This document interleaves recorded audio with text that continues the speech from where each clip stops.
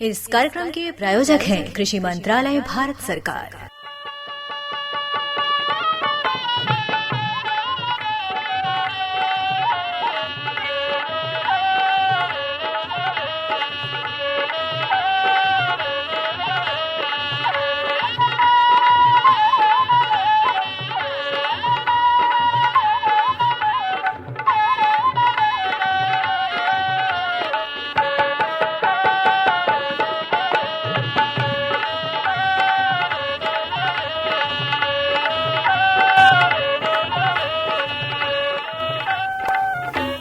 भैया बोला जय जवान जय किसान। भागेलो भैया। हाँ मुराव भैया देखा डुगडुगी बजल और भैया देखा डुगडुगी बजेला तो भैया देखा बहुत सारा जानकारी सुने और समझे के मिलला। और निश्चित रूप से भैया देखा हम लोगन के आज के जो अंचल के मौसम के मिजाज रहे भैया अपन उतार चढ़ाव देखे के मिलल और हवा गरज चमक और आंधी तूफान के साथ भैया देखा बूंदा बांदी भी देखे के मिलल। और ऐसे में अपने अंचल के न्यूनतम तापमान भैया देखा 24 डिग्री सेल्सियस और अधिकतम तापमान 37 डिग्री सेल्सियस आकल गई। और निश्चित रूप से ऐसे मौसम में भैया देखा हम लोगन के जो खेती बाड़ी बा या बाग बागवानी बा निश्चित रूप से थोड़ा सा प्रभावित होला। लेकिन भैया देखा जोन भी अपन साग सब्जी खेती बाड़ी हुए हम लोगन के जोन बाकी ऐसे मौसम में भी जोन बाकी बचा के रखले की जरूरत हुए। और जहाँ भी आंधी तूफान से नुकसान होले हुए बाग बागवानी के वहाँ पे हम लोगन के जोन बाकी अपन जोन भी फल बा ओकर भैया देखा बीन करके अपन बाजारे में या घर में उपयोग कर सकेला जा। और मुराव भैया देखा हम लोग है किसान, हम लोगन के हर ओरी ध्यान रखब जरूरी होला। एक ओरी जैसे कही देला कि बाग बगीचा के ओरी और दूसर ओरी देखा अपन गोरु चौगन के तरफ। तो देखा हम लोगन के हर ओरी ध्यान रखले की जरूरत होला और दो पैसा के जुगाड़ बनौले की जरूरत होला। काहे कि देखा हम लोग खेती बाड़ी तो करीला जरूर और ओकरे साथे साथे सब व्यवसाय के रूप में हम लोगन के जैसे देखा बकरी पालन हो गई, मुर्गी पालन हो गई, सुकर पालन हो गई, एकरे तरफ भी ध्यान बढ़ाने की जरूरत बा। काहे कि देखा ये हम लोगन के एक कंधे से कंधे जिसे कहल जाला कि मिला करके चलने से बल मिलला। बिल्कुल तरीके से भैया अगर खेती बाड़ी हम लोगन के दिक्कत डाली कोनो तरह से दिक्कत हो गई भैया एकदम सही कहते भगेलू भैया। निश्चित रूप से जोन भी हम लोगन परंपरागत खेती करत है ओकरे में भैया देखा हम लोगन तो करते ही जा। लेकिन निश्चित रूप से भैया देखा हम लोगन के अपने आय के स्रोत बढ़ावे खातिर भैया देखा जैसन की आप कहला कि मुर्गी पालन, बकरी पालन, बागवानी, मछली पालन ये तरह के ऐसा व्यवसाय अपनावे के चाहिए जेकरा से भैया देखा नकदी आमदनी भी हो और कृषि में भैया देखा सहयोग हो। जैसे भैया देखा अगर पशुपालन हम लोगन करते है तो दुग्ध उत्पादन करके भैया देखा अपन खोवा दूध पनीर भी बेचत है। और साथ साथ ओकर गोबर के कंपोस्ट है अपने जोन बाकी खाद बना के अपने खेत में भी डालत है। वही तरह भैया देखा मुर्गी पालन बा, मुर्गी पालन से भैया देखा हम लोगन के आय बढ़त हुए। ओकरे साथ साथ ओकर बीट अपने खेत में डाल के भैया देखा जोन बाकी खाद के रूप में लेती है। ओकरे साथ साथ भैया देखा जैसे अभी हम लोगन उर्द और मूंग की खेती कैले है तो उर्द मूंग के भैया देखा जोन बाकी पैदावार तो हम लोग लेते ही जा। लेकिन जब धान के रोपाई हो तो ओकरा जोन बाकी पलट करके खाद बना के सड़ा गला करके और ओकरा खाद के रूप में भैया देखा ले सकीला, हरी खाद ले सकी। बिल्कुल। तो इस तरह के हम लोगन खेती अपनावे के हुए जेकरा से भैया देखा कहल जाला कि एक पंथ और कई काज। भैया देखा एक पंथ कई काज में ई बा भैया की जोन बाकी लागत भी कम हुई, आमदनी भी ज्यादा हुई और निश्चित रूप से भैया देखा एक समय में भैया देखा 2 काम 3 काम हो जाए। वही तरीके से भैया कहल जाला ना कि हम लोगन के वही तरफ ध्यान देले की जरूरत बा जेकरा से हम लोगन के माटी भी बढ़िया बनल रहे, पानी भी रहे। जैसे माटी, पानी और बयार ये बा जीवन के आधार। बिल्कुल बिल्कुल। तो हम लोगन के माटी भी बनौले के बढ़िया जरूरत बा और आब हवा भी सही रखले के जरूरत बा। ओकरे साथे साथे हम लोगन के जवन अनाज उत्पादन करत भैया ओकरे तरफ भी ध्यान देने की जरूरत बा। काहे कि हम लोग उनके स्वास्थ्य बढ़िया बनल रहो। एकदम भैया निश्चित रूप से जब भैया देखा अनाज के जोन गुणवत्ता में बढ़िया रही जेकरा खा के हम लोगन हिष्ट पुष्ट और स्वस्थ रह सकीला भैया। और आज के भेंट वार्ता क्रम में फसल की सफलता की कहानी सुकर पालन बना आय का माध्यम एक बारे में रविंद्र कुमार भैया के अपन मुनई भैया से बातचीत हुए जोन की हम लोगन अभी बातचीत के माध्यम से सुनल जाई। और ओकरे साथ साथ देखा बाजार भाव हम लोगन के बसंत कुमार मौर्य बिया भेजले हुए और हम लोगन के असरफी लाल गुर्जर बिया अपन जोन बाकी मनफेर करई है।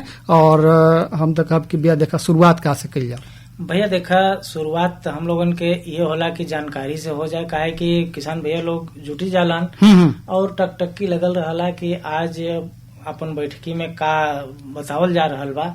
तो हम तो ये कहब कि सफलता के कहानी का बा, जौन की सुकर पालन बनल बा आय के साधन हो। तो ई माध्यम से जौन रविंद्र कुमार भैया से जौन मुनई भैया के बातचीत बा, तो एक चला सुन लिया जाए। बिल्कुल भैया, सुनल जाए और गुनल जाए। किसान भाई लोग देखें, हम लोगन खेती बाड़ी से जुड़ल है, लेकिन खेती बाड़ी के साथ साथ जौन कृषि का सह व्यवसाय बा ओकर हम लोगन बात करीला, कृषि समन्वित प्रणाली का बात करीला। और कृषि समन्वित प्रणाली के इसमें जौन अपन किसान भाई लोग हवा वो अपनावत हवा। आज देखें अपने स्टूडियो में एक ऐसा किसान रविंद्र कुमार भैया रावर्ट्सगंज ब्लॉक के कुशी दौर से आप आज आयल हवा।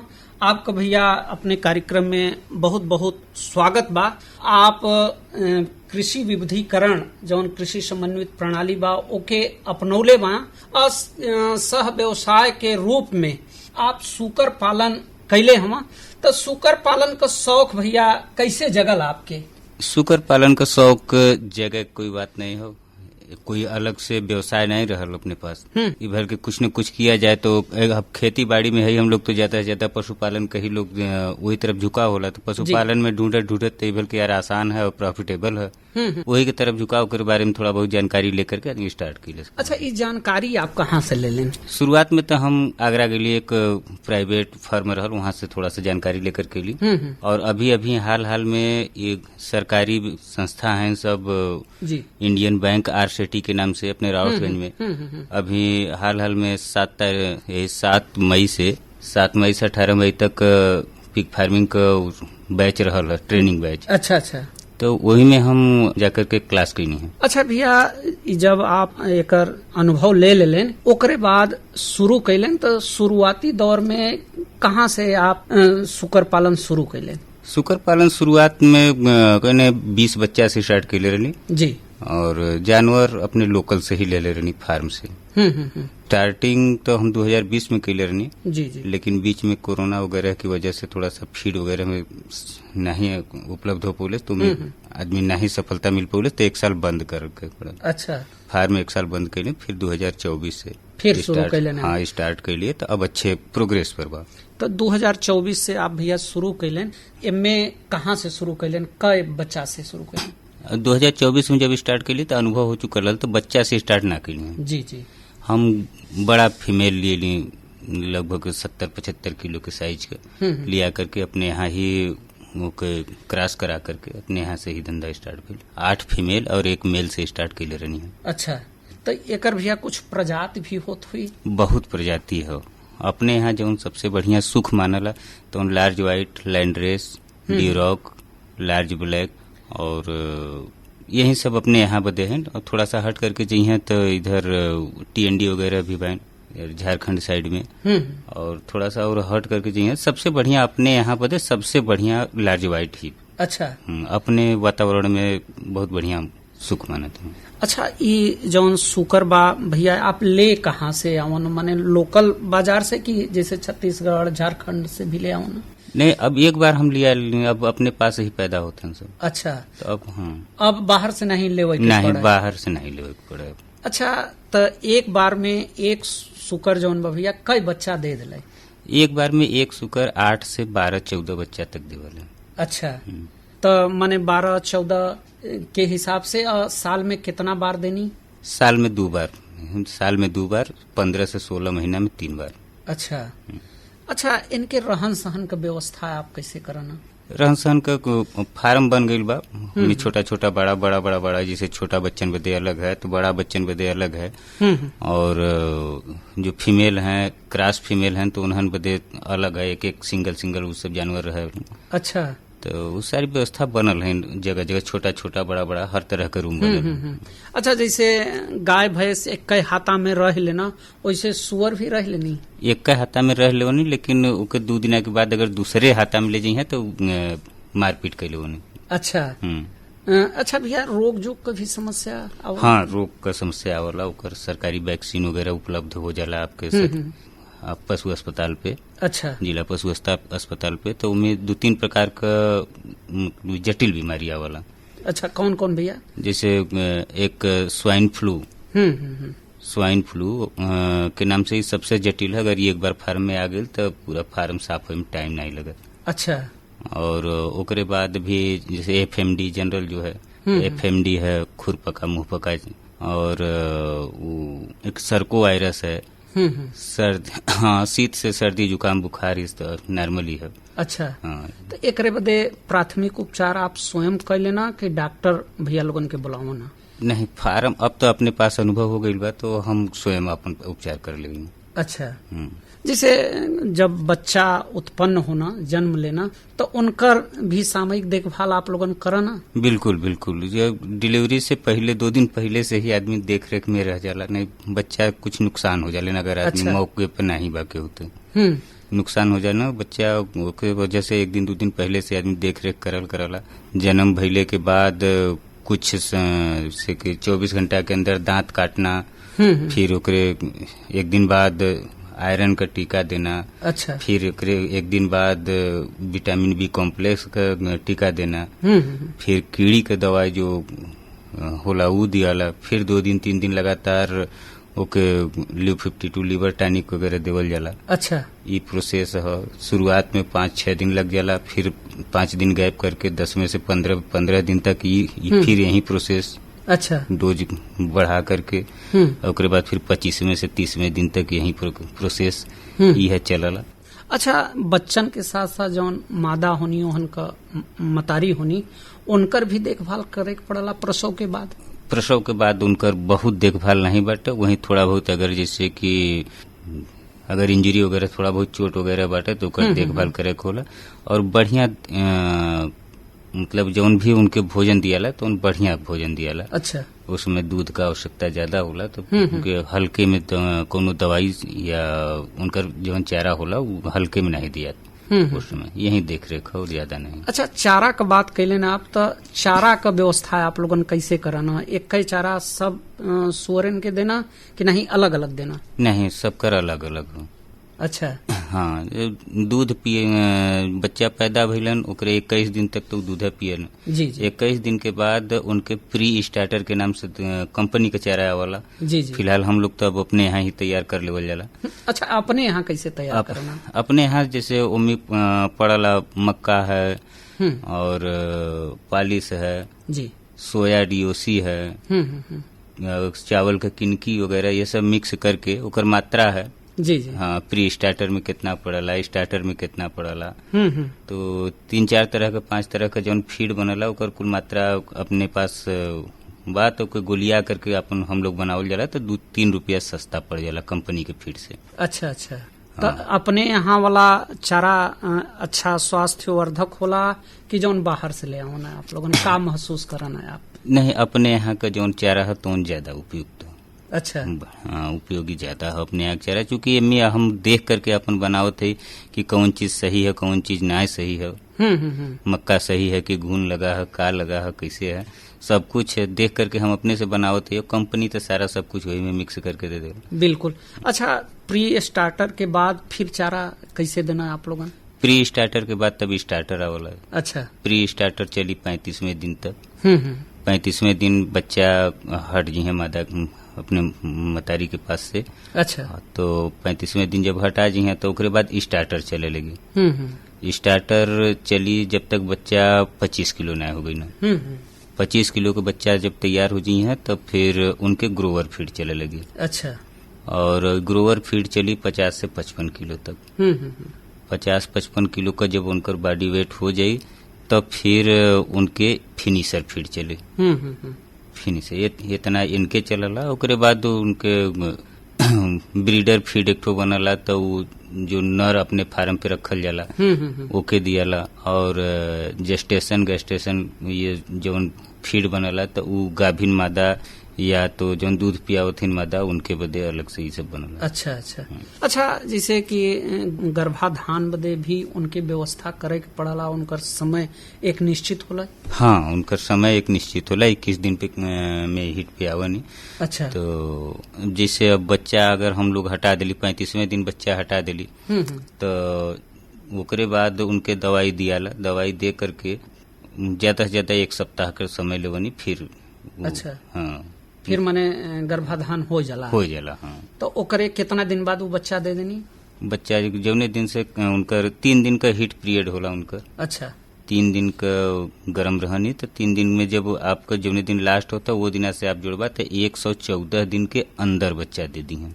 अच्छा भैया, जैसे गर्भाधान अगर हो गल उनकर, तो गर्भाधान भइले के बाद जैसे उनके खानगी वनगी में कुछ ध्यान रखे के पड़ला? नहीं, उनके भोजन कम से कम दियाला। अच्छा, कि फिर माने दोबारा गरम न हो? दोबारा गरम नहीं उनकर, तो ये तो बात है, लेकिन उनकर थोड़ा सा ये है कि अगर भोजन ज्यादा दिया तो उनके जितना दिया उतना वो खैले जी हैं। अच्छा, खैले जी हैं तो उनमें बच्चा थोड़ा कम पड़ी है या बच्चा कमजोर हो जाना पेट में, तो उनके जितना फीड दिया पूरा पौष्टिक फीड दिया, लेकिन उनके भर पेट न दिया। अच्छा अच्छा, भर पेट न दिया। अच्छा, ये बताओ कि जैसे कितना दिन में जो बच्चा बना वो तैयार होकर बाजार में जाए लाए हो जाना? बच्चा कुल शुरू से जन्म से लेकर के 100 किलो 105 110 किलो हुए में 7 से 7.5 महीना लग जाला। अच्छा, तो उनके खानगी पर खर्च भी गिरत हुई? हाँ, खर्च गिरला उनके खानगी पर। जैसे एक बच्चा तैयार करे में कितना खर्च गिर जात हुई आपका? लगभग 6 से 7 हजार रुपये खर्च गिर जाला जी। कैसे उनकर बिक्री होला? ये समय मार्केट थोड़ा सा डाउन बा गर्मी में, तो इसमें 150 रुपया किलो के हिसाब से हम लोगों के यहाँ जिंदा खड़ा जाता हूँ। अच्छा, जैसे अगर जोड़ल जाए किलो पर खर्च भी है तो आपका खर्च का गिरत हुई? किलो पर खर्च वही अगर जैसे 100 किलो का जानवर करे में हमारे 7,000 रुपया लगल। तो माने लगभग 70 रुपया लगभग 70 रुपया किलो खर्च। अच्छा रविंदर भैया, जैसे बेचे बदे आप लोगन के कहीं जाए के पड़ला कि नहीं स्वयं ग्राहक आओ ना खरीद कर ले जाना? नहीं, कहीं जाए की जरूरत नहीं हो। आपके यहाँ जानवर अगर तैयार हैं तो वो लाइन लगल हो लोगन के कि भैया हमके दे दा, भैया हमके दे दा। अच्छा, अपने से लोग आवन? हाँ हाँ। अच्छा, इनमें दाम जौन ओकर रेट बा कभी बढ़ला भी? बढ़ला, बहुत बढ़ला। अभी 6-7 महीना पहले 200 रुपया प्लस रहल। अच्छा, तो ओकर कुछ समय निश्चित रहला कि पीक समय है? नहीं, उस समय निश्चित नहीं बा। अब बाहर का रेट जैसे हम लोगन की यहाँ मार्केट वहीं आसाम नागालैंड दीमापुर से ही वही के हिसाब से चलला। अच्छा अच्छा, तो आसाम नागालैंड में जैसे मार्केट खेली वही आधार पे अपने यहाँ चली। तो माने बाजार के हिसाब से आप लोगन की भी यहाँ बाजार चलला। तो अच्छा, आपके यहाँ ग्राहक कहाँ कहाँ का लोकल जाना भैया कि बाहरी आना? नहीं, लोकल भी हैं बाहरी भी हैं।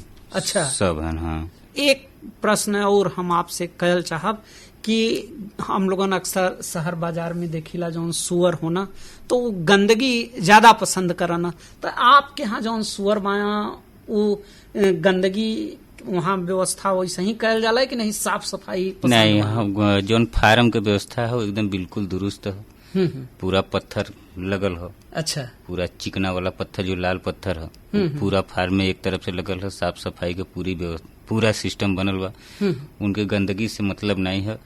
यहाँ खुला जानवर जौन है तो थोड़ा सा गंदगी उनका पेट नहीं भरत हो तो ओकरे वजह से गंदगी में घुस जाले, लेकिन फार्म में ऐसा कोनो बात नहीं है। अच्छा, फार्म में एकदम साफ सफाई रखल जाला, स्वच्छता रखल जाला? हम लोग जितना साफ सफाई रखेला उतने जानवरों साफ सफाई रखन। अच्छा अच्छा, माने आपका जौन जानवर बाया वो स्वच्छता पसंद बाया। अच्छा रविंदर भैया, चलत चलावत जौन अपन किसान भाई लोग बाया जौन कृषि विविधीकरण के द्वारा अगर सुकर पालन से जुड़ल चाहता है तो उनसे का कहल चाहिए, उनके का संदेश देवल चाहिए? देखें, हम किसान लोग भाई लोगन के यह कहब कि भैया आप लोग अगर दिमाग बनौले हों कि नहीं हमके धंधा में जाए के हो तो आप लोग बिल्कुल खुल करके आवे और धंधा बड़ा अच्छा हो, कहीं से जरा सा भी कमी नहीं हो। जौन भी अगर कुछ कमी बेसी अगर समझ में आपके ना आई तो ओकर बदे हम हई बिल्कुल पूरा का पूरा निःशुल्क सहयोग बा। बिल्कुल रविंद्र कुमार भैया, आज आप अपने कार्यक्रम में आई ना और इतना बढ़िया सुकर पालन का जो अनुभव रहल अपने किसान भाई लोगन के साथ साझा कैलन, एकरे बदे आपके बहुत बहुत धन्यवाद। जी भैया धन्यवाद। मुराव भैया, हाँ भगेलू भैया, देखा कितना बढ़िया हम लोग के जानकारी सुने के मिलल, सफलता की कहानी सुकर पालन बना आय के माध्यम। बिल्कुल बिल्कुल। तो ये विषय पर जौन रविंद्र कुमार भैया रहलन और मुनई भैया एकदम फरिया फरिया के पूछत रहलन और इतना बढ़िया जानकारी दे रहन भैया लोगन के। देखा खेती बाड़ी के साथ साथ व्यवसाय के रूप में जौन भी बात सब व्यवसाय में आमदनी के अच्छा साधन के बात रहेला, बिल्कुल सुकर पालन से कर सकेला। एकदम सही कहते हो भैया। और ओकरे साथ साथ हम लोग खेती बाड़ी भी करेला, लेकिन निश्चित रूप से भैया देखा हम लोगन के आपके हाथ में देखा थे भैया बाजार भाव हुए, और बाजार भाव कहाँ के हुए भैया निश्चित रूप से भैया देखा ओके बाचा, और जोन बाकी ओकर बाद जोन बाकी हम लोगन फिर आगे के कार्यक्रम भैया कल जाये। भैया देखा ई दूधी मंडी के थोक बाजार बाबा कुंतल में जौन के बसंत कुमार मौर्य भैया भेजले हवन। देखा ये फूल गोभी बा 2400 से 2500 रुपया कुंतल। अच्छा अच्छा। और बैगन देखा 1000 से 1100, प्याज 1600 से 1700 और बोड़ा देखा 1500 से 1700 बा। और नेनुआ जौन बा ये देखा 1200 से 1500, कोहड़ी 500 से 600 कुंतल में बा भैया साहब। हाँ हाँ हाँ। अब भिंडी देखा 1000 से 1200, खरबूजा देखा 1500 से 1600 और हरा चौराई देखा 1200 से 1500 बा। और लहसुन देखा 10,000 से 11,000 बा। आलू देखा 1200 से 1300 बा। और ओकरे साथे देखा करेला 1500 से 1600, लौकी जौन बा वो 800 से 1000। और देखा भैया ओकरे साथे मूली हो ये 1200 से 1500 बा। परवर 3500 से 4000 और पालक देखा 1200 से 1500 और धनिया देखा ये 3000 से 4000। बंद गोभी जौन बा वो देखा 1400 से 1500। हरा मिर्च बा जौन की 4000 से 4500। अदरक 5000 से 600 और नींबू देखा 200 रुपया सैकड़ा बा। और खीरा देखा मुराव भैया देखा तू ध्यान कहीं लगा दिला। निश्चित भी इतना बढ़िया बाजार भाव हुए भैया, तो निश्चित रूप से जोन बाकी बाजार भाव हम लोगन के बढ़िया मिलत हुए, तो जोन बाकी सुने में तो अच्छा भैया लगते बा। और देखा खीरा बा भैया 2000 से 2200 बा। और ककड़ी देखा 800 से 1000 और चुकंदर देखा ये 2000 से 2200 रुपया बा। तो ये रहल दूधी मंडी के थोक बाजार भाव जौन की बसंत कुमार मौर्य भैया भेजले रहलन। बिल्कुल बिल्कुल। जब बसंत कुमार मौर्य भैया इतना बढ़िया जानकारी दे देलन तो हम तो ये कहब कि अब आगे का होखे के चाहिए। एकदम भैया बिना देर के लिए हम तो कहब कि भैया देखा जोन बाकी जोन सरफी लाल भैया एक मनफेर सुनावे और हम लोगन भैया सुनल जाए।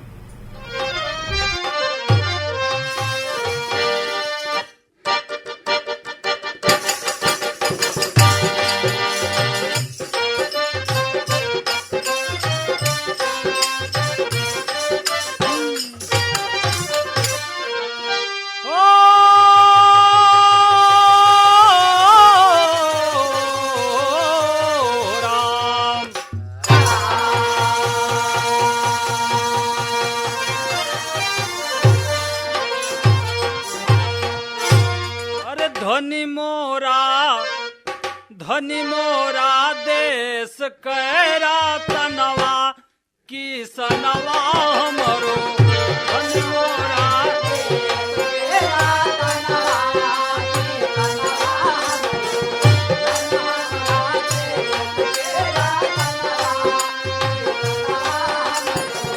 अब हो की सनवा हमरो, अब हो की सनवा हमरो,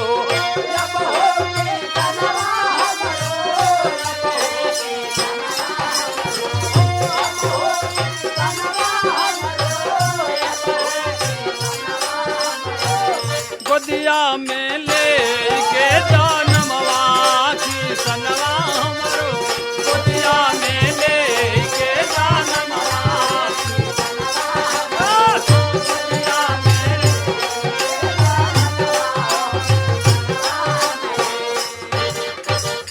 एक कही मातारिया के दुई दुई ललानवा हो,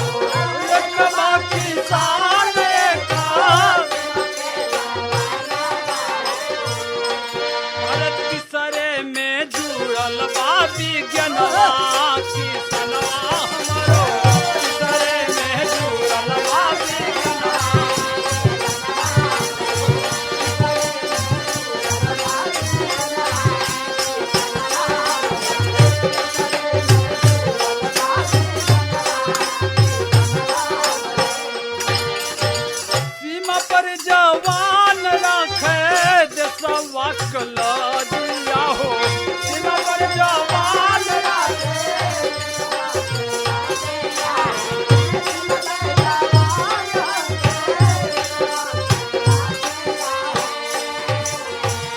देशवा पर आँखिया देख है कैसे पाजिया हो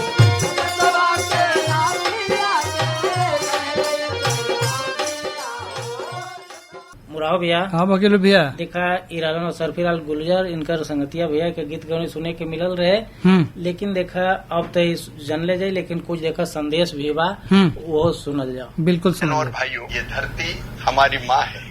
ये खेत केवल अन्न और फल सब्जी नहीं देते, ये हमें जीवन देते हैं। लेकिन अत्यधिक केमिकल फर्टिलाइजर के और पेस्टिसाइड के असंतुलित उपयोग के कारण धरती माता बीमार हो, इसकी उर्वरा शक्ति लगातार कम होती जा रही है। और इसलिए हमारे विजनरी और समय के बहुत पहले और बहुत दूर तक की सोचने वाले प्रधानमंत्री श्रीमान नरेंद्र मोदी जी ने आह्वान किया है खेत बचाओ। 1 जून से 30 जून तक खेत बचाओ अभियान पूरे देश में चलेगा। इस अभियान के तहत आपके गांव कृषि वैज्ञानिक, एग्रीकल्चर यूनिवर्सिटीज के विद्वान, केवीके के लोग, कृषि विज्ञान केंद्रों के, केंद्र और राज्य सरकार के अधिकारी, जनप्रतिनिधि, जन नेता और प्रगतिशील किसान गांव गांव जाएंगे और हमारे खेत की आवश्यकता के हिसाब से संतुलित कितना खाद डालना चाहिए इसकी चर्चा करेंगे। नकली पेस्टिसाइड के बारे में बताएंगे, कैसे पहचानें, खाद्य तेल का कम उपयोग करें और अलग अलग योजनाओं के पात्र लाभार्थी भी चिन्हित किए जाएंगे। आप सबसे मेरी इस अभियान में भाग लीजिए और वैज्ञानिक जो कहें उनकी सलाह मानकर खाद का संतुलित उपयोग कीजिए। धीरे धीरे प्राकृतिक खेती की ओर बढ़िए। धरती कहे पुकार, अपनी माँ के साथ अन्याय मत करो, खेत बचाएं, तभी खेती बचेगी और आने वाली पीढ़ियों का भविष्य बचेगा। धन्यवाद। कृषि एवं किसान कल्याण मंत्रालय। मुराव भैया देखा कितना बढ़िया हम लोगन के संदेश भी सुने के मिलल। बिल्कुल, हम लोगन बिल्कुल। के माटी बचौले के जरूरत बा, बिल्कुल, तबे जाकर के हम लोगन के जिंदगी भी बची। एकदम भैया जब माटी बिया स्वस्थ रही तभी बिया देखा स्वस्थ बिया देखा गुणवत्तापूर्ण जोन बाकी फसल के उत्पादन हुई और ओकरा खा के हम लोगन भी स्वस्थ रह सकेला। और निश्चित रूप से बिया देखा साग सब्जी उत्पादन के साथ साथ बिया देखा बागवानी भी हम लोगन के लगावे के चाहिए, जेकरा में बिया देखा फल से संबंधित बिया जोन बाकी हम लोगन के बाग बगीचा लगावे के चाहिए। और घड़ी के सुई कहते हुए कि आज के बैठकी यहीं समेटल जाए, तो चलल जा भैया। तो भैया बोला जय जवान जय किसान।